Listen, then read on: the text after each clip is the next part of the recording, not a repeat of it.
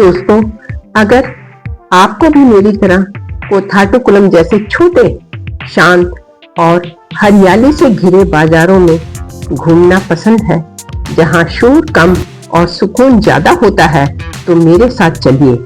एक ऑटो, खुली सड़कें, चारों तरफ हरियाली और एक छोटा सा बाजार।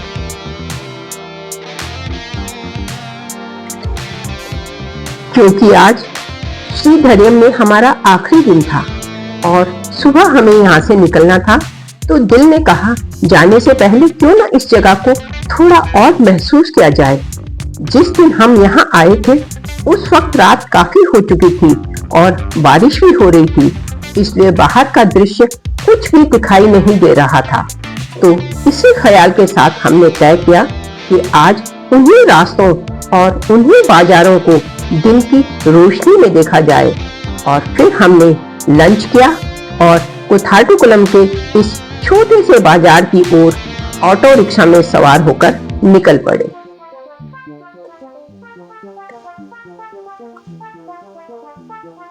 हमने ऑटो रिक्शा वाले को 50 रुपए दिए, क्योंकि यहाँ प्राइस फिक्स थी, और वह हमें बाजार की ओर लेकर निकल पड़ा। रास्ते में पड़ने वाली हरियाली इतनी सुंदर थी कि वीडियो बनती ही चली गई और यह भी नहीं पता चला कि बाजार कब आ गया। जब हम बाजार पहुंचे तो रंग बिरंगी दुकानों की रौनक एकदम देखने लायक थी। हम दुकानों के बीच घूमते रहे और वहां के स्थानीय जीवन को महसूस किया।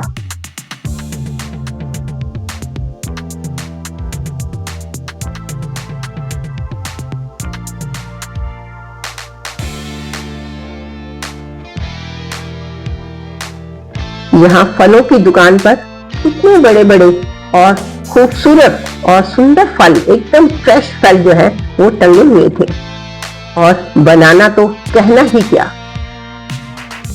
सामने ही दुकान पर यहाँ पर नारियल पानी भी बिक रहा था। हमने भी एक नारियल पानी लिया।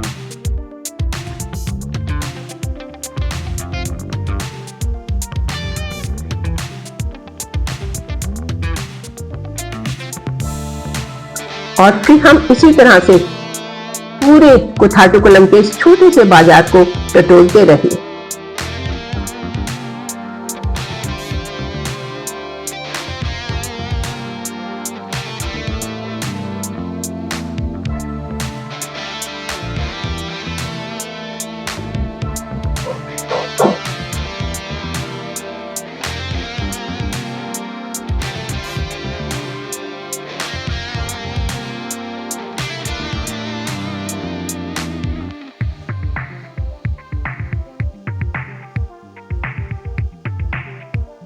कोथाटुकुलम के इस बाजार में तो जैसे हमारा मन ही मोह लिया था।